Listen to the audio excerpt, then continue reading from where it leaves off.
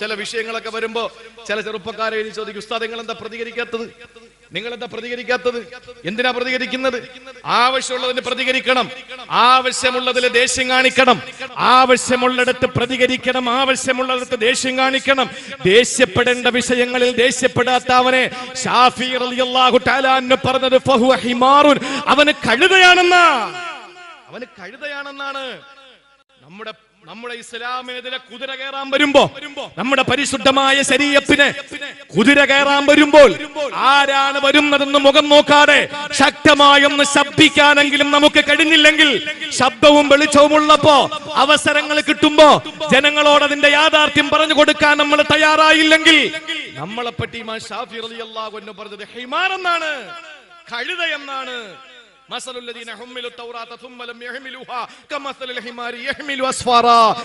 ഏടുകൾ ചുമക്കുന്ന കഴുതകളെ പോലെ പണ്ഡിത ദൗത്യം നമ്മളിപ്പോൾ നിറവേറ്റണ്ടേ? നമ്മൾ പറയേണ്ടത് ആരായാലും പറയണ്ടേ? എന്തായാലും മരണം ഒറ്റവട്ടമല്ലേ നമ്മൾ മരിക്കൂ. അത് പറയേണ്ടത് പറഞ്ഞിട്ട് അന്തസ്സോടുകൂടി പെടഞ്ഞു വീണ് രക്തസാക്ഷിയായാൽ അതിനപ്പുറം ഈ ഭൂമി ലോകത്ത് എന്ത് നമുക്ക് ലഭിക്കാനാ? അതിനപ്പുറത്തൊന്നും നമുക്ക് ലഭിക്കാനില്ല. പരിശുദ്ധമായ ഇസ്ലാമിനെതിരെ കുതിര കയറുന്നവൻ ഇപ്പോ ഇസ്ലാമിൽ നിന്ന് ഓരോരുത്തർ പുറത്തു പോയിക്കൊണ്ടിരിക്കുകയാണ്. പൊക്കോട്ടെ, ആർക്കെങ്കിലും എന്തെങ്കിലും പ്രശ്നമുണ്ടോ? അള്ളാഹു നമ്മളെ കാക്കട്ടെ. നമ്മൾ ഇസ്ലാമിൽ നിന്ന് പുറത്തു പോയാൽ ആർക്കാ നഷ്ടം? വേറെ ആർക്കും ഒരു നഷ്ടമില്ല. ഒരു ജംഇയ്യത്തുൽ ഉലമകളും അതിനെതിരെ ഒരിക്കലും പ്രഖ്യാപനങ്ങൾ നടത്തൂല. ഒരു സംഘടനയെ നിങ്ങൾ അടിക്കൂല. നിങ്ങൾക്ക് മതം ഉപേക്ഷിച്ചു പോയാൽ ബ്രിട്ടീഷ് ഇന്ത്യ മഹാരാജ്യത്ത് നമുക്ക് ഏത് മതത്തിൽ വേണമെങ്കിലും വിശ്വസിക്കാം. പക്ഷേ ഒന്ന് നാം മനസ്സിലാക്കണം, അലി അക്ബർ എന്ന പേരുള്ള സഹോദരനാണ്. അദ്ദേഹം മതം ഉപേക്ഷിച്ചു പോയി. അദ്ദേഹം പ്രഖ്യാപിച്ചു, ഇന്ന് മുതൽ എന്റെ പേര് എന്താണ്? ശ്രീ നരസിംഹ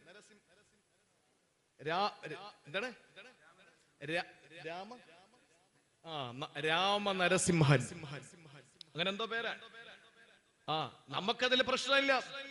നമ്മുടെ പ്രശ്നം എന്താണ്? അതിലൊന്നും നമുക്ക് പ്രശ്നമില്ല. പക്ഷേ പരിശുദ്ധമായ ഇസ്ലാമിനെ ഒളിഞ്ഞും തെളിഞ്ഞും ആക്ഷേപിക്കാമെന്നാൽ, പേജിലൂടെയും സ്റ്റേജിലൂടെയും ആക്ഷേപിക്കാമെന്നാൽ, ജനാധിപത്യ രീതിയിൽ ചങ്കൂറ്റത്തോടെ അതിനെതിരെ മറുപടി പറയാൻ ചുണക്കുട്ടികളായ ആയിരക്കണക്കിന് പണ്ഡിതന്മാരുണ്ട് ഇവിടുത്തെ ജംഇയ്യത്തുൽ ഉലമകൾ അതിനെതിരെ ശബ്ദിക്കും. പരിശുദ്ധമായ ഇസ്ലാം വീണ് കിടക്കുന്ന ഒരു വടവൃക്ഷമാണ്. പോവുന്നവനും വരുന്നവനും കയറി ഇറങ്ങി നിരങ്ങാൻ പറ്റുന്ന നിലയിൽ വീണ് കിടക്കുന്ന വൃക്ഷമാണെന്ന് ആരെങ്കിലും ചിന്തിക്കുന്നെങ്കിൽ വിഡ്ഢികളുടെ സ്വർഗത്തിലാണ്. ഇസ്ലാമിനെതിരെ നാഴികയ്ക്ക് 40 വട്ടം മോശമായ അഭിപ്രായങ്ങൾ പറഞ്ഞ്, ഓരോ കാര്യങ്ങൾ പറഞ്ഞ് PC ജോർജ് എന്ന് പറയുന്ന പൂഞ്ഞാറിൽ ഒന്നുമല്ല എന്ന് തെളിയിച്ച ആ പക്കാ നസ്രാണി ഇസ്ലാമിനെ പറ്റി ആക്ഷേപിച്ചു പറയുമ്പോൾ ഇവിടെ മറുപടി പറയാൻ നമുക്ക് കഴിയാത്തത് കൊണ്ടല്ല, പക്ഷേ ഷെയ്ഉം മദ്കൂറല്ല എന്ന് ഞങ്ങൾ മനസ്സിലാക്കിയത് കൊണ്ടാ. ഒരു വസ്തുവല്ല, പറയപ്പെടാൻ പറ്റിയ വസ്തുവല്ല. ഇങ്ങനെ ഉണ്ട് എന്ന് പറഞ്ഞിട്ട് വലിയ ആളാണെന്ന് പറയാൻ പറ്റൂലല്ലോ. അതുകൊണ്ട് ഇസ്ലാമിനെ പറ്റി പറയാ, പെട്രോൾ ഇനി ആരും അടിക്കരുത്. ഒരു ചാനൽ ചർച്ച കയറി എന്ന് പറയാ, പെട്രോൾ അടിക്കരുത് ആരും. അങ്ങനെ അടിക്കാതിരുന്നാലേ സൗദികളുടെ അവസാനിക്കുകയുള്ളൂ. ഇത് രണ്ടിന്റെ ഇടയിൽ വേറൊരു വാക്കുണ്ട്, ഞാൻ പറയില്ല. സൗദികളുടെ ഇന്നത് അവസാനിക്കണമെങ്കിൽ നിങ്ങൾ ആരും എണ്ണ അടിക്കരുതെന്ന് പറഞ്ഞു. നിങ്ങൾ ആലോചിച്ചു നോക്കൂ, ഇയാൾ വല്ലതുമാണോ? ഒന്നുമല്ല. നിങ്ങൾ എന്തിനാ ഇസ്ലാമിനെതിരെ കുറ്റം പറയുന്നത്? എന്നെ ഉസ്താദ് തുപ്പി. എന്തിനാണ് ഉസ്താദ് തുപ്പാൻ നിങ്ങൾ നിന്നോടിട്ടത്? ശിരസ് കുനിച്ചിട്ട് ഉസ്താദിനോട് തലയിൽ ഓതി ഊത് എന്ന് പറഞ്ഞപ്പോ, ഈരാറ്റുപേട്ടയിലെ ഏതോ ഒരു ഉസ്താദ് തലയിൽ ഓതി ഊതി കൊടുത്തപ്പോൾ, വർഷങ്ങൾക്ക് ശേഷം ഏതോ ശാഖയിൽ ചെന്നിട്ട് കാവി നിക്കറിട്ടതിന്റെ പേരിൽ എന്റെ തലയിലൂടെ ഉസ്താദ് തുപ്പി എന്ന് പറയാൻ ആർജവം കാണിച്ച, രാഷ്ട്രീയത്തിൽ എടുക്കാൻ നാണയമായ ഈ പറയപ്പെട്ട വ്യക്തി ഇസ്ലാമിനെതിരെ കളിക്കരുത് മറുപടി പറയാൻ അറിയാത്തത് കൊണ്ടല്ല. പക്ഷേ ഞങ്ങളുടെ ഗുരുനാഥന്മാർ, ഞങ്ങളുടെ നേതാക്കന്മാർ, ഞങ്ങളുടെ പള്ളികൾ, ഞങ്ങളുടെ ആരാധനാലയങ്ങൾ അത് പഠിപ്പിക്കുന്നില്ല. അതുകൊണ്ട് ഞങ്ങൾ പറയാത്തതാണ്. പക്ഷെ ഇതൊക്കെ കണ്ടിട്ട് ഞങ്ങൾ പൊട്ടന്മാരാണെന്ന് ധരിച്ചാൽ ഞങ്ങൾ പൊട്ടന്മാരല്ല. ഞങ്ങൾ ഇതൊക്കെ കാണുന്നുണ്ട്, കേൾക്കുന്നുണ്ട്. മറുപടി പറയാത്തത് നിങ്ങൾ പറയപ്പെടാൻ പറ്റാത്തൊരു വസ്തു ആയതുകൊണ്ടാണ് എന്ന് മാത്രമേ നമുക്ക് പറയാനുള്ളൂ. അല്ലേ? അതുകൊണ്ട് എന്റെ പ്രിയപ്പെട്ട സഹോദരങ്ങളെ ഞാൻ പറയാണ്, ആർക്കെങ്കിലും വേദനിച്ചിട്ടുണ്ടെങ്കിൽ നിങ്ങൾ മാപ്പാക്കണമെന്നൊന്നും ഞാൻ പറയില്ല. ദീനായതുകൊണ്ട് എനിക്കതിൽ അഭിമാനമേ ഉള്ളൂ. അതുകൊണ്ട് എന്റെ പ്രിയപ്പെട്ട സഹോദരങ്ങളെ, പരിശുദ്ധമായ ഇസ്ലാമിനെ സംബന്ധിച്ചിടത്തോളം ആവശ്യമില്ലാത്തടത്ത് നമ്മൾ തലയിടാൻ പോകരുത്. അതാണ് രണ്ടാമത്തെ ഹദീസ്. ഇനി കേട്ടോ മൂന്നാമത്തേത്. ചുരുക്കി പറയാൻ ഇനി ആകെ നമുക്കൊരു അരമണിക്കൂറിന്റെ ഉള്ളിൽ അവസാനിപ്പിക്കണം, അപ്പൊ സമയം തീരും. മൂന്നാമതായി കാരുണ്യത്തിന്റെ പ്രവാചകൻ നമ്മെ പഠിപ്പിച്ച ഹദീസ് ഏതാണ്? അല്ലാഹുവിന്റെ റസൂൽ സല്ലല്ലാഹു അലൈഹി വസല്ലം പറയുകയാണ്, ലാ യകൂനുൽ മുഅ്മിനു മുഅ്മിനാ ഹത്താ യർളാ ലി അഖീഹി മാ യർളാഹു ലിനഫ്സിഹി. മനസ്സിലുള്ള ആഗ്രഹം എന്താണ്? നിനക്ക് എന്ത് ആഗ്രഹമുണ്ട് അത് നിന്റെ സഹോദരനും കിട്ടണമെന്ന് നീ ആഗ്രഹിക്കണം. അങ്ങനെ ആഗ്രഹിക്കുന്ന ഒറ്റ കാര്യമുള്ളൂ, കറണ്ട് ബില്ല് വരുമ്പോൾ. നമ്മളെ വീട്ടിൽ വന്നതിന് അല്പം കൂടെ കിട്ടിയാലും കുഴപ്പമില്ല അപ്പുറത്ത്. എന്റെ പ്രിയപ്പെട്ട സഹോദരങ്ങളെ, മനസ്സിന്റെ ആഗ്രഹം എന്താണ് അത് തന്റെ സഹോദരനും കിട്ടണം. എന്റെ ഭാര്യയ്ക്ക് എന്താണോ എന്റെ ഭാര്യ ആഗ്രഹിക്കുന്നത് അത് എന്റെ സഹോദരന്റെ ഭാര്യയ്ക്കും കിട്ടണം. എന്റെ മക്കൾ എന്താണോ ആഗ്രഹിക്കുന്നത് അത് എന്റെ സഹോദരന്റെ മക്കൾക്കും കിട്ടണം. ഈ ഒരു ആഗ്രഹം നമ്മുടെ മനസ്സിലുണ്ടോ? ഉണ്ടോ? അൻസാരികൾ എന്തുകൊണ്ടാണ് സ്ത്രീകളിൽ ഏറ്റവും ശ്രേഷ്ഠരായ സ്ത്രീകൾ അൻസാരി സ്ത്രീകളാണ്. മക്കയിൽ ചെന്ന് നമ്മൾ കച്ചവടം നടത്തുമ്പോൾ, മക്കയിൽ ചെന്ന് നമ്മൾ സാധനങ്ങൾ വാങ്ങുമ്പോൾ അവിടെ വില പേശുന്നതിന് പ്രശ്നമല്ല. വില തർക്കിച്ചിട്ട് നമുക്ക് സാധനങ്ങൾ വാങ്ങാം. മക്കയിലെ വഴിയോര കച്ചവടക്കാരിൽ നിന്ന് ആ പണി മദീനത്ത് പാടില്ല. മദീനയിൽ ചെന്നാൽ നിങ്ങൾ ഒരിക്കലും മദീനയിലുള്ള കച്ചവടക്കാരോട് വില പേശരുത്. അൻസാരികളാണവർ, അവിടെ പിന്തലമുറക്കാരാണവര്.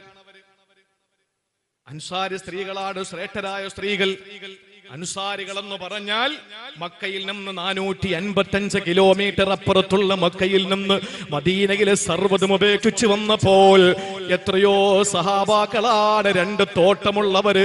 ഓരോ സഹാബാക്കളെ റസൂലുള്ളവരുടെ സഹോദരങ്ങളായി പ്രഖ്യാപിച്ചപ്പോൾ കൂടെയുള്ള സഹോദരന്റെ കൈ പിടിച്ചിട്ട് എവിടെയോ നിന്ന് വന്ന 455 കിലോമീറ്റർ അപ്പുറത്ത് നിന്ന് വന്ന മക്കയിൽ നിന്ന് വന്ന തന്റെ ദീനിയായ സഹോദരനായ, മതത്തിൽ തന്റെ സഹോദരനായ ആ മക്കക്കാരനായ മുഹാജിറായ ആ മനുഷ്യന്റെ കൈ പിടിച്ചിട്ട് നേരെ കൊണ്ടുപോയിട്ട് പറഞ്ഞു, ഈ 2 തോട്ടം എന്റെ തോട്ടമാണ്, ഇഷ്ടമുള്ളത് പറഞ്ഞോ, നിനക്ക് ഞാൻ അങ്ങ് തന്നേക്കാമെന്ന് പറഞ്ഞു. 2 വീടുള്ളവര് ഈ വീടിന്റെ മുന്നിൽ കൊണ്ട് നിർത്തിയിട്ട് ഇതെന്റെ വീടാണ്, അതും എന്റെ വീടാണ്, ഇഷ്ടമുള്ളത് നീ പറഞ്ഞാ നിനക്ക് അങ്ങ് തന്നേക്കാ. വീണ്ടും അകത്ത് ചെന്നു. 2 ഭാര്യമാരുള്ള അൻസാരികളായ സഹാബത്ത്, അവരിൽ ഒരാള് മുഹാജിറായ ഒരു സഹാബിയുടെ കൈ പിടിച്ചിട്ട് പറഞ്ഞു, ഇതെന്റെ 2 ഭാര്യമാരാണ്, ഇതിൽ ഇഷ്ടപ്പെട്ടത് ഏതെന്ന് പറ, ഞാൻ മൊഴി ചൊല്ലിയിട്ട് നിനക്ക് തന്നേക്കാമെന്ന് പറഞ്ഞ് എല്ലാം കൊടുത്ത അൻസാരികളായ സഹാബികളുണ്ടല്ലോ. ഈ അൻസാരികളായ സഹാബികള് തന്റെ പ്രിയപ്പെട്ട സഹോദരങ്ങൾ തങ്ങളെ പോലെ ആഗ്രഹമുള്ളവരാണ്, തങ്ങളെ പോലെ ആവശ്യമുള്ളവരാണ്, തങ്ങളെ പോലെ സന്തോഷിക്കണമെന്ന് ആഗ്രഹിക്കുന്നവരാ.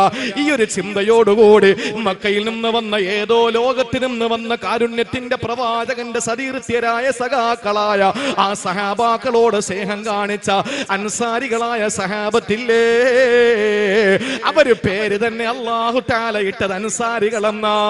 അൻസാറെന്ന് പേരിട്ടത് നമ്മളല്ല, അല്ലാഹുവിന്റെ ഖുർആൻ തന്നെയാണ് അൻസാരികളെന്ന് പേരിട്ടത്. ഈ അൻസാർ എന്ന് പറഞ്ഞാൽ തന്നെ സഹായികളെന്നല്ലേ അർത്ഥമുള്ളത്.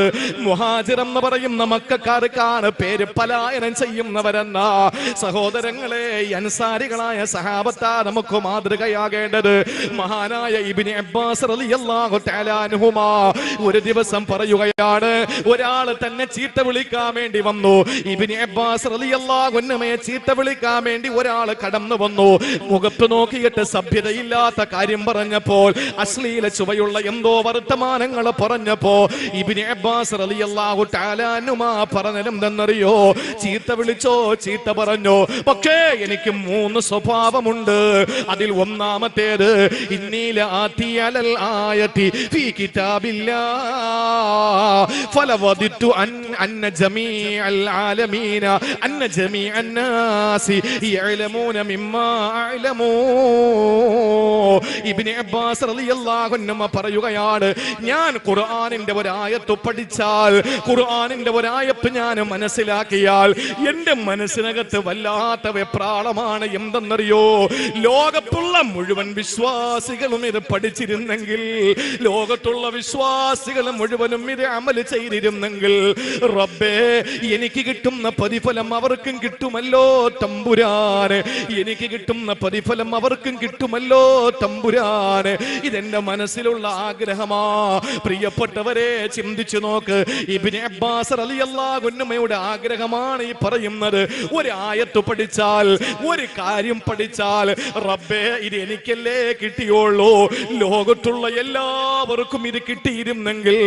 ഈ ഇബ്നു അബ്ബാസ് തങ്ങൾ മദീനത്ത് വെച്ച് കൊതിച്ച ആഗ്രഹം ഇങ്ങ് ഇന്ത്യയിലെ ഏഷ്യാ ഭൂഖണ്ഡത്തിലെ, ഇന്ത്യ മഹാരാജ്യത്തിലെ, കേരള സംസ്ഥാനത്തിലെ, കൊല്ലം ജില്ലയിലെ, ആലപ്പുഴ ജില്ലയോട് ചേർന്ന് കിടക്കുന്ന കരുനാഗപ്പള്ളി താലൂക്കിലെ ചിറ്റുമൂല എന്ന് പറയുന്ന ഈ പ്രദേശത്തെ തൊടിയൂര് പഞ്ചായത്തിലെ ഏതോ ഒരു വീട്ടിനകത്തുള്ള ഒരു പാവപ്പെട്ട സഹോദരനും ഒരു സഹോദരിക്കും ഈ കാര്യമൊന്ന് കിട്ടിയെങ്കിലെന്ന് കൊതിച്ചതാരാ?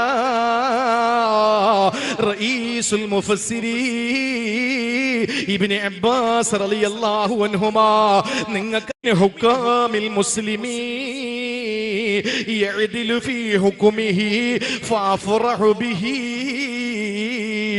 മുസ്ലിം ന്യായാധിപന്മാരിൽ ഒരു ന്യായാധിപന്, ഒരു ജഡ്ജി, ഒരു വിധി പറയുന്നയാള്, അയാള് നീതിമാനാണെന്ന് ഞാൻ അറിഞ്ഞാൽ, അല്ലാഹുവേ എന്റെ മനസ്സിനകത്ത് സന്തോഷമാണ്. അവിടെ വിധി എനിക്ക് അനുകൂലവും പ്രതികൂലവുമാകാൻ സാധ്യതയില്ല. അത് എന്റെ നാട്ടുകാരനായ വിധികർത്താവല്ല, അവിടത്തെ ജഡ്ജി ഞാൻ നാട്ടുകാരനായ സ്ഥലത്തുള്ള ജഡ്ജിയല്ല. പക്ഷേ ഒരു മുസ്ലിമിന് നല്ല വിധി കിട്ടുമല്ലോ തമ്പുരാനെ. ഒരു വിഷയത്തിൽ ഒരു വിധി അനുകൂലമായും പ്രതികൂലമായും വരാത്ത നിലയിൽ, ഒരിക്കലും അനീതിയോടെ വിധിക്കാത്ത ഒരു നല്ല വിധി കിട്ടുമല്ലോ എന്ന് ഞാൻ ചിന്തിച്ചുകൊണ്ട് ആ വിധിയിൽ ഞാൻ സന്തോഷിക്കുമെന്ന് പറഞ്ഞത് ഇബ്നു അബ്ബാസ് തങ്ങൾ വേറെ ഏതോ ഒരു സമൂഹത്തിന് അനുകൂലമായി നീതി കിട്ടുമെന്ന് കണ്ടപ്പോൾ കൊതിച്ചതാണ്. ഇനി മൂന്നാമത്തെ ആഗ്രഹം എന്തെന്നറിയോ? ഇന്നീല അസ്മഉ അന്നൽ ഗൈസ ഖദ് അസാബ ബലദൻ മിൻ ബുൽദാനിൽ മുസ്ലിമീൻ ഫഅഫറഹു ബിഹി വമാലി ബിഹി സായിമാ. മൂന്നാമത് അദ്ദേഹത്തിന്റെ ആഗ്രഹം, ഒരു നാട്ടില് മഴ പെയ്യുന്നു എന്നറിഞ്ഞാൽ അൽഹംദുലില്ലാഹ് ആ നാട്ടുകാരുടെ കൃഷി ഇനി നല്ല മുളച്ചു വരുമല്ലോ. എനിക്ക് അവിടെ കൃഷിയോ മൃഗങ്ങളോ ഒന്നും തന്നെ ഇല്ല, പക്ഷേ ആ നാട്ടുകാർക്ക് അതുവഴി ഖൈർ ഉണ്ടാവുമല്ലോ എന്ന് ഞാൻ ആഗ്രഹിക്കുന്നു. എന്താ മൂന്നാഗ്രഹം? ഒന്ന് ചിന്തിച്ചേ. ഒരു കാര്യം ഞാൻ പഠിച്ചാൽ അത് എല്ലാവരും അതൊന്ന് പഠിച്ചിരുന്നെങ്കിൽ, എല്ലാവർക്കും അത് എത്തിച്ചിരുന്നെങ്കിൽ, എല്ലാവരും അത് അറിഞ്ഞിരുന്നെങ്കിൽ, അമൽ ചെയ്തിരുന്നെങ്കിൽ എന്നുള്ള ആഗ്രഹം.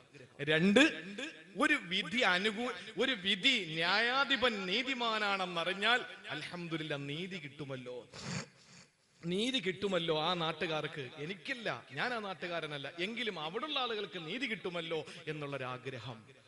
നമ്മളിപ്പോ പറയുന്ന എന്താ? ഏതെങ്കിലുമൊക്കെ പാവങ്ങളെ പിടിച്ചുകൊണ്ട് പോലീസ് പോകുമ്പോൾ നമ്മൾ പറയുന്നത് എന്താ? കിടക്കട്ടെ, അവിടെ കിടക്കട്ടെ, അത് തന്നെ. ഇച്ചിരി അഹങ്കാരം കൂടുതൽ, അവിടെ കിടക്കട്ടെ. നമ്മൾ എത്ര പേര് പറയാൻ? ഒരുത്തന്റെ വീട്ടിൽ പോലീസ് അന്വേഷണത്തിന് വന്ന നമ്മൾ പറയുന്ന എന്താ? അല്ലെങ്കിൽ അവൻ ഇച്ചിരി മൂപ്പ് കൂടുതൽ, അവിടെ കിടക്കട്ടെ, അവൻ വെച്ച് അകത്ത് കിടക്കട്ടെ. ഇതല്ലേ നമ്മൾ പറയുന്നത്? ഇബ്നു അബ്ബാസ് റളിയല്ലാഹു അൻഹു പറയുന്നു, എവിടെയെങ്കിലും ഒരു വിധി പറയുന്ന ആളെ കണ്ടാൽ അൽഹംദുലില്ലാഹ് അവിടുത്തെ ആളുകൾക്ക് നീതി കിട്ടുമല്ലോ എന്ന് ഞാൻ ആഗ്രഹിക്കും. അതേപോലെ മഴ എവിടെയെങ്കിലും പെയ്താൽ ആ നാട്ടുകാർക്ക് അല്ലാഹുവേ ഇനിയെങ്കിലും നല്ല നിലയിൽ അവിടെ കൃഷിയിടങ്ങളൊക്കെ തഴച്ച് വളരുമല്ലോ എന്ന ആഗ്രഹം. ഇത് നമ്മുടെ ജീവിതത്തിലും ഉണ്ടാകണം. അല്ലാഹു മനസ്സിലാക്കാനുള്ള തൗഫീക്ക് തരട്ടെ. ഇനി നാലാമത്തെ ഹദീസ് ഒന്ന് ശ്രദ്ധിച്ചോളേ, മറക്കരുത്. ഈ 4 ഹദീസ് മുറുകെ പിടിക്കുന്നവന് ദീനിയായി ജീവിക്കാൻ ഇത് 4 മതി എന്നാണ്. 5 ലക്ഷം ഹദീസിനെ തെരഞ്ഞെടുത്ത് 4800 തന്റെ സുനനിൽ ചേർത്തു വെച്ച അബൂ ദാവൂദ് റഹ്മത്തുള്ളാഹി അലൈഹി പറയുന്നു, 4-ാമത്തെ ഹദീസ് അൽ ഹലാലു ബയ്യിൻ വൽ ഹറാമു ബയ്യിൻ. ഹലാലു വ്യക്തമാണ്, ഹറാമു വ്യക്തമാണ്. ഹലാല് വ്യക്തമാണ്, ഹറാമ് വ്യക്തമാണ്. ഹലാല് വ്യക്തമല്ലേ? ചില അവ്യക്തത ഉണ്ടായിരുന്നു. അള്ളാന്റെ തൗഫീഖ് കൊണ്ട് ഈ അടുത്ത കാലത്ത് അതങ്ങ് വ്യക്തമായി. അല്ലേ? ഒരു കടയിൽ ഫുഡ് കഴിക്കാൻ ചെന്നു. പച്ച പെയിന്റിൽ ഹലാൽ എന്ന് എഴുതിയിരിക്കുന്നു. ചാടി അവിടെ വീണു. എറണാകുളം ജില്ലയിലെ പെരുമ്പാവൂരിനടുത്ത് ചാടി അവിടെ വീണു. നല്ല ദാടിയുള്ള ഒരു കാഷ്യറായിരിക്കുന്നത്. അപ്പൊ അൽഹംദുലില്ലാഹ് ഇറച്ചിയൊക്കെ കഴിക്കുന്നതുകൊണ്ട് കുഴപ്പമൊന്നുമില്ല. കയറിയപ്പോ ഇറച്ചി അടുപ്പിലിരിക്കുന്നേ ഉള്ളൂ. നമുക്കാണെങ്കിൽ മലപ്പുറത്ത് പരിപാടിയാണ്. അവൻ പറഞ്ഞു ഉള്ളതാവട്ടെ. അങ്ങനെ വേറെന്തോ ചപ്പാത്തിയും വെജിറ്റബിൾ കറിയൊക്കെ കഴിച്ചു. ഇറങ്ങിയപ്പോ വളരെ സ്വാപ്പിങ്ങോട് കൂടി ചോദിച്ചു, എവിടെ കണ്ടിട്ടുണ്ടല്ലോ? ഞാൻ പറഞ്ഞു, ഞാൻ ഇന്ന ആളാണ്, അങ്ങനെ കണ്ടിട്ടുണ്ടാവാം. ഞാൻ കണ്ടിട്ടുണ്ടാ, ഞാൻ യൂട്യൂബിലൊക്കെ കാണാറുണ്ട്. ഞാൻ നാടെവിടെയാ? ഞാൻ പറഞ്ഞു തിരുവനന്തപുരത്തുകാരനാണ്. വെച്ചു നിങ്ങളുടെ നാടൻ എവിടെയാ? ഞാനും അതിനൊക്കെ അടുത്ത് തന്നെയാണ് എന്നൊക്കെ പറഞ്ഞു. ഞാൻ ചോദിച്ചു വലിയ ഹാജിയരൊക്കെ ആയിരിക്കും എന്ന് കരുതിയിട്ടാ ചോദിച്ചു. ഞാൻ ചോദിച്ചു പേരെന്താ? പറഞ്ഞു സുബ്രഹ്മണ്യൻ. എന്റെ പൊന്നിന് സഹോദരങ്ങളെ, ഹലാലെന്ന് പച്ച കളറിൽ വെണ്ടയ്ക്ക് നിരത്തി അതില് കളർ ബൾബും ഇട്ട് അതിനകത്ത് ഹലാലാണോ ഹറാമാണോ എന്ന് നമുക്കറിയില്ല. ഇപ്പൊ അള്ളാന്റെ തൗഫീഖ് കൊണ്ട് എന്താ സംഭവിച്ചെന്നറിയോ? രാജ്യത്തെ വർഗീയവാദികളൊക്കെ ലിസ്റ്റ് എടുത്തിട്ട് കരുനാഗപ്പള്ളിയിൽ തുപ്പല് കിട്ടുന്ന സ്ഥലങ്ങൾ, ഹലാൽ തുപ്പല് കിട്ടാത്ത ഹോട്ടലുകൾ. അപ്പോ എന്തായി സംഭവം? മുസ്ലിം ഹോട്ടൽ ഏത്, അമുസ്ലിം ഹോട്ടൽ ഏതെന്നുള്ളതല്ല, നല്ല ഭക്ഷണമുള്ള ഹോട്ടലുകൾ ഏത്, നല്ലതല്ലാത്തത് ഏതെന്ന് വ്യക്തമായി. ഇപ്പൊ റാഹത്തായി അതൊക്കെ എടുത്ത് സ്ക്രീൻഷോട്ട് എടുത്ത് വെച്ചിരിക്കുകയാണ്. ഇടയ്ക്ക് കഴിക്കുന്നെങ്കിൽ അങ്ങനെയുള്ള കടയിൽ ഇറങ്ങി കഴിക്കാൻ. എന്റെ പ്രിയപ്പെട്ട സഹോദരങ്ങളെ, ഇതൊക്കെ അള്ളാഹു നിങ്ങളെ കൊണ്ട് പറയിപ്പിക്കുന്നതാണ്. ഹലാല് വ്യക്തമാണ്. അവ്യക്തമായി എവിടെയെങ്കിലും ചുരുളഴിയാതെ കിടന്നാൽ അതിനെ അഴിക്കാൻ അള്ളാഹ്ക്കറിയാം. ഹലാല് വ്യക്തമാണ്. ഞാനൊന്ന് ചോദിക്കട്ടെ, ഈ ഹലാല് ബോർഡിനോട് എന്താ ഇത്ര വെറുപ്പ് നിങ്ങൾക്ക്? എന്നാലും ഞാൻ ചോദിക്കുകയാ, ഇവിടുത്തെ പാവപ്പെട്ട സഹോദരങ്ങൾ വളരെ വൃത്തിയായി കഴുകി, വളരെ വൃത്തിയായി ഉണ്ടാക്കുന്ന ഭക്ഷണം വളരെ വൃത്തിയായി പാകം ചെയ്ത്, വളരെ വൃത്തിയായ തീൻമേശയില്, വളരെ വൃത്തിയുള്ള പാത്രത്തില്, വളരെ വൃത്തിയോടെ വിളമ്പിയിട്ട് മാന്യമായ നിലയിൽ ജീവിക്കുന്ന മുസ്ലിം ഹോട്ടലുകൾ കാണുമ്പോ നിങ്ങൾക്ക് എന്താ ഈ ഹലാലിനോട് നിങ്ങൾക്ക് വെറുപ്പ്? ആണത്വമുണ്ടെങ്കിൽ, അഭിമാന ബോധമുണ്ടെങ്കിൽ ഇങ്ങനെയുള്ള ഈ ഹലാലിനോടുള്ള നിങ്ങളുടെ വെറുപ്പുണ്ടല്ലോ, അത് കോശർ എന്ന് പറയുന്ന സംവിധാനത്തോട് നിങ്ങൾ കാണിക്കേ. നിങ്ങൾക്കറിയോ അങ്ങനെ സംവിധാനം? എന്താ ഈ കോശർ എന്ന് പറയുന്നത്? എന്താണ്? KOSHER, കോശർ. നിങ്ങൾ നോക്കി, ഈ ഉൽപ്പന്നങ്ങള് ഹലാൽ ഉൽപ്പന്നങ്ങൾ പോലെ കൂടുതൽ ഇന്ന് വിറ്റഴിക്കപ്പെടുന്ന ഒരു സംവിധാനമാണ് കോശർ എന്ന് പറഞ്ഞാൽ. ഹിബ്രു ഭാഷയിൽ അതിന്റെ അർത്ഥം ശുദ്ധമായ ഭക്ഷ്യയോഗ്യമായ വസ്തു, വൃത്തിയുള്ള കഴിക്കാൻ പറ്റുന്ന നല്ല വസ്തു. ഈ ഹിബ്രു ഭാഷയിൽ അതിന് ഇങ്ങനെയാണ് അർത്ഥം കൊടുത്തിരിക്കുന്നത്. ഈ കോശർ എന്ന് സ്റ്റിക്കർ പതിച്ച സാധനങ്ങൾ മാത്രമേ ജൂതന്മാര് കഴിക്കൂ, ജൂതന്മാര് കുടിക്കൂ, ജൂതന്മാര് ഉടുക്കൂ. എന്തേ അതിനെതിരെ രംഗത്ത് വരാത്തത്? ഞങ്ങളുടെ ഹബീബ് തിന്നുന്ന കാര്യത്തിൽ മാത്രമല്ല, ഒരു തെങ്ങും തോപ്പ്, ആ തെങ്ങും തോപ്പിൽ എന്റെ തെങ്ങിൽ നിന്നാണോ ഈ വീണ് കിടക്കുന്ന തേങ്ങ, അടുത്തുള്ളവന്റെ വീടിൻ ആ തെങ്ങിൽ നിന്നാണോ ഈ തേങ്ങ വീണ് കിടക്കുന്നത്? അത് അവ്യക്തമാണെങ്കിൽ ഈ ഹലാലിന്റെയും ഹറാമിന്റെയും ഇടയിൽ ഒരു നിഗൂഢമായ ചുരുളഴിക്കാൻ കഴിയാത്ത ഒരു തലം കൂടിയുണ്ട്. അതിന് പറയുന്ന ഒരു ശുബ്ഹാത്ത് എന്നാണ്. ആരെങ്കിലും ശുബ്ഹാത്തിനെ സൂക്ഷിച്ചു കഴിഞ്ഞാൽ അള്ളാഹുവിന്റെ ഹബീബ് സല്ലല്ലാഹു അലൈഹി വസല്ലം പറഞ്ഞത് അവൻ വിജയിച്ചു എന്നാണ്. ഹലാല് വ്യക്തമാണ്. നോക്കിക്കൊണ്ട് നിൽക്കുമ്പോ തന്റെ തോപ്പിലെ തെങ്ങിൽ നിന്ന് തേങ്ങ വീണു, ഹലാൽ വ്യക്തം. നോക്കിക്കൊണ്ട് നിന്നപ്പോ അപ്പുറത്തെ തെങ്ങിൽ നിന്ന് തേങ്ങ വീണു, ഹറാമും വ്യക്തം. ഇത് രണ്ടും കാണാതെ വീടിന്റെ മുറ്റത്തിറങ്ങിയപ്പോ മുറ്റത്ത് തേങ്ങ കിടക്കുന്നു. ഇവിടത്തതുമാകാം, അവിടത്തതുമാകാം. അതിന്റെ പേരാണ് ഹറാമ്. ഇത് ഞങ്ങൾ കഴിക്കൂല എന്ന് പറഞ്ഞാൽ ഞങ്ങളെ ഇത് തീറ്റിച്ചേ അടങ്ങൂ എന്ന് പറയാൻ ആരാ നിങ്ങൾക്ക് അനുവാദം തന്നത്? ഞങ്ങൾ ഇഷ്ടമുള്ളത് കഴിക്കും, ഞങ്ങൾക്ക് ഇഷ്ടമുള്ളത് തിന്നണം, ഞങ്ങൾക്ക് ഇഷ്ടമുള്ളത് ഉടുക്കണം, ഞങ്ങൾക്ക് ഇഷ്ടമുള്ളത് ധരിക്കണം, ഞങ്ങൾ ഇഷ്ടമുള്ളിടത്ത് കിടക്കും. അത് ചോദിക്കാൻ ഇവിടെ ആരെയും ഏൽപ്പിച്ചിട്ടില്ലല്ലോ. ഇന്ത്യ മഹാരാജ്യത്ത് അതിനുള്ള അനുവാദം ഞങ്ങൾക്കുണ്ടല്ലോ. ഞങ്ങളുടെ മതമനുസരിച്ച് ജീവിക്കുന്നതിന് രാജ്യത്തിന്റെ മഹത്വമായ മഹോന്നതമായ ഈ രാജ്യത്തിന്റെ ഭരണഘടനയ്ക്ക് വിരുദ്ധമാകുന്നില്ല. എന്തുകൊണ്ട് കോഷറിനെതിരെ പോകുന്നില്ല? 2-3 ഉദാഹരണങ്ങൾ പറയാം. നിങ്ങൾ അലസരായി പോകരുത്. ഞാൻ കഴിഞ്ഞ മാസം വന്നപ്പോ 1.5 മണിക്കൂറെ പ്രസംഗിച്ചോളൂ, ബാക്കി പിരിവായിരുന്നു. അപ്പൊ അതുകൊണ്ട് എനിക്ക് തന്നെ എന്റെ സ്വത്വബോധത്തോടെ തന്നെ എനിക്കൊരു അനീതി തോന്നി. അതുകൊണ്ട് ഞാൻ 2 മണിക്കൂർ പ്രസംഗിക്കും. ഇനി 15 മിനിറ്റ് കൂടെ പ്രസംഗിച്ചിട്ട് നിങ്ങൾ തരുന്ന എന്താണോ അത് വാങ്ങിക്കൊടുക്കും ഇൻഷാ അല്ലാഹ്. അള്ളാഹു തൗഫീക്ക് തരട്ടെ, കൊടുക്കാൻ അള്ളാഹു മനസ്സ് തരട്ടെ. ആമീൻ പറയും. കൊടുക്കുകയും കൂടെ വേണം, ആമീൻ പറഞ്ഞാൽ മാത്രം പോരാ. അപ്പൊ ഏതായിരുന്നാലും എന്റെ പ്രിയ സഹോദരങ്ങളെ, ഒരു 2 ഉദാഹരണം പറഞ്ഞുതരാം. ഇവിടെ നിന്ന് കയറ്റുമതി ചെയ്തു, ബീഫ് കയറ്റുമതി ചെയ്തു. ഈ ബീഫ് കയറ്റുമതി ചെയ്ത് വിദേശ രാജ്യങ്ങളിലെ സൗദി അടക്കം, ഖത്തർ അടക്കം, ബഹ്റൈൻ അടക്കം, കുവൈറ്റ് അടക്കം, ദുബായ് അടക്കം, ഒമാൻ അടക്കമുള്ള രാജ്യങ്ങളിൽ കയറ്റുമതി ചെയ്തു. അങ്ങനെ കോടികൾ സമ്പാദിച്ചു. അവിടെ അൽ കബീർ എന്ന് പറയുന്ന ബീഫ് കയറ്റുമതി അവസാനം കണ്ടുപിടിക്കുമ്പോൾ അതിന്റെ പിന്നിൽ ഇവിടത്തെ രാജ്യവിരുദ്ധമായി പ്രവർത്തിക്കുന്ന രാജ്യത്തിന്റെ ശത്രുക്കളായ വർഗീയ ഫാസിസ്റ്റുകളാണെന്ന് തെളിഞ്ഞു. ഇല്ലേ? പിന്നെയോ എന്റെ പ്രിയപ്പെട്ട സഹോദരങ്ങളെ, ഹലാൽ ശർക്കര, ശബരിമലയിലേക്ക് കയറ്റി അയക്കുന്ന ശർക്കര, ഹലാൽ ശർക്കര, അങ്ങനെ അത് കുറെ വിവാദം ഉണ്ടായി. രാജ്യം ഭരിക്കുന്ന പാർട്ടിയുടെ കേരളത്തിന്റെ പ്രസിഡന്റ് അത് പത്രസമ്മേളനം വിളിച്ചിട്ട് പറഞ്ഞു. അയാൾ എന്താ പറയുന്നത് അയാൾക്ക് തന്നെ അറിയില്ല.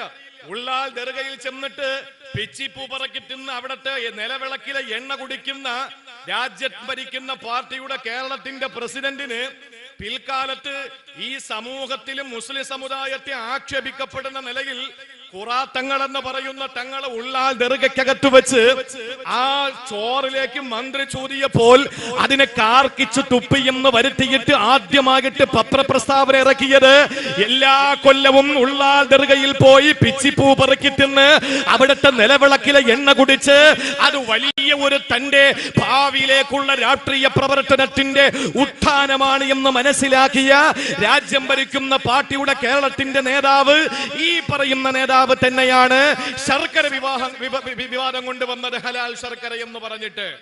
അങ്ങനെ ഇത് പഠിക്കാൻ തീരുമാനിച്ചു. ഇത് എവിടെന്നാ ഇത് കൊണ്ടുവരുന്നതെന്ന് തീരുമാനിച്ചു. അങ്ങനെ പഠിച്ചു വരുമ്പോഴാണ് മഹാരാഷ്ട്രയിലെ ഒരു ശിവസേനയുടെ നേതാവാണ് ഈ ഹലാൽ ശർക്കരയുടെ ഉൽപ്പന്നത്തിന്റെ പ്രൊഡ്യൂസർ എന്ന് മനസ്സിലാക്കിയപ്പോൾ എല്ലാവരും മുട്ടുമടക്കി. ഇതല്ലേ നടന്നുകൊണ്ടിരിക്കുന്നത്? എണ്ണി പറയാൻ കൊണ്ട് നമുക്ക്. അതുകൊണ്ട് ഈ ഹലാല് എന്ന് പറഞ്ഞിട്ട് ഹലാലികളായ നമ്മളെ ഹറാമികളായ നിങ്ങൾ പഠിപ്പിക്കാൻ നിൽക്കണ്ട. നിങ്ങൾ ഹറാമികൾ, ഞങ്ങൾ ഹലാലികളുവാ. അതിൽ ഒരു സംശയവും ഇല്ല കാര്യത്തില്. ഞങ്ങൾ ഹലാലെ തിന്നു, ഹറാമെ കുടിക്കൂ. എന്തുകൊണ്ടാ ഞങ്ങൾ പേടിക്കുന്ന കാര്യമുണ്ട്. ഞങ്ങൾ ഹലാല് തിന്നുമെന്ന് ഇത്രയും വാശി പിടിക്കുന്നതിന്റെ കാര്യം എന്താണെന്നറിയോ? ഞങ്ങൾ ഹലാല് മാത്രമേ തിന്നു എന്ന് ഞങ്ങൾക്ക് ഇത്ര വാശിയായതിന്റെ കാരണം എന്തെന്നറിയോ? 3 കാരണങ്ങളാണ്. അതിൽ ഒന്ന്, അല്ലാഹുവിന്റെ ഹബീബ് പറഞ്ഞു, ഇന്നല്ലാഹ ത്വയ്യിബുൻ ലാ യുഹിബ്ബു ഇലാ യഖ്ബലു ഇല്ലാ ത്വയ്യിബാ. ഇന്നല്ലാഹ ത്വയ്യിബുൻ, അല്ലാഹു പരിശുദ്ധനാണ്. ലാ യഖ്ബലു ഇല്ലാ ത്വയ്യിബാ, പരിശുദ്ധമായതല്ലാതെ പടച്ചവനെ സ്വീകരിക്കൂല. ചാണകത്തിൽ വിറകിയത് ഞങ്ങളുടെ പടച്ചോന് വേണ്ട. അതുകൊണ്ട് തന്നെ ചമ്മനെ തിരി കത്തിക്കുന്നത് പള്ളിയുടെ ഔട്ടില്. മിഹ്റാബിനകത്ത് ചന്ദനത്തിരി കത്തിക്കുന്നവരുണ്ടോ? ഉണ്ടോ? ഇല്ല. അത് പുറത്ത്. എന്തുകൊണ്ടാ? ചന്ദനത്തിരി നിർമ്മാണത്തിൽ ചാണകം കലർത്തുന്നുണ്ട്. നജസിന്റെ പുക വരുന്നത് കൊണ്ട് ഫുഖഹാക്കൾ അതിൽ ആഫുണ്ടെന്ന് പറയുകയോ പറയാതിരിക്കുകയോ ചെയ്യട്ടെ. ഞങ്ങളുടെ പടച്ചവനെ ചാണകം തേച്ചത് വേണ്ട, ഞങ്ങളുടെ പടച്ചവന് വൃത്തികേടായ ഒന്നും വേണ്ട. ഇന്നല്ലാഹ ത്വയ്യിബുൻ, അല്ലാഹു പരിശുദ്ധനാണ്. ലാ യഖ്ബലു ഇല്ലാ ത്വയ്യിബാവന് പരിശുദ്ധമായതേ സ്വീകരിക്കൂ. ഒന്ന്. ഇനി രണ്ടാമത്തേതോ, അള്ളാന്റെ ഹബീബ് ഒരു മനുഷ്യനെ പരിചയപ്പെടുത്തുകയാണ്. ആ മനുഷ്യന്റെ പ്രത്യേകത എന്തെന്നറിയോ? ആ മനുഷ്യന്റെ പ്രത്യേകത എന്തെന്നറിയോ? യുതീലു സഫറ, അയാള് ദീർഘയാത്ര ചെയ്യുന്നയാളാണ്, മുസാഫിറാണ്. അശ്അസ അഗ്ബറ, ആ മനുഷ്യന്റെ മുടിയൊക്കെ ജട പിടിച്ചിരിക്കുകയാണ്, ശരീരം പൊടിപടലം പിടിച്ചിരിക്കുകയാണ്. ആ മനുഷ്യന് യുതീലു സഫറ, ദീർഘയാത്ര ചെയ്യുന്നവനാണ്. യമുദ്ദു യദൈഹി, അവനെ കൈ രണ്ടും അല്ലാഹുവിലേക്ക് ഉയർത്തുന്നു. എന്നിട്ട് പറയുന്നു, യാ റബ്ബി യാ റബ്ബി യാ റബ്ബി, റബ്ബേ റബ്ബേ റബ്ബേ. മുസാഫിർ എന്ന് പറഞ്ഞ മോശക്കാരനാണോ? പല പള്ളികളിലും ദീർഘവീക്ഷണത്തോടുകൂടി മുസാഫിർ ഖാന കെട്ടിയിട്ടുണ്ട്. യാത്രക്കാരായ ചില ആളുകളുണ്ട്, അവർക്കൊരു ദിവസം താമസിക്കാൻ. മുസാഫിർ എന്ന് പറഞ്ഞാൽ അവൻ കോടീശ്വരനാണെങ്കിൽ പോലും സക്കാത്ത് വാങ്ങാൻ അർഹതപ്പെട്ടവനാണ്.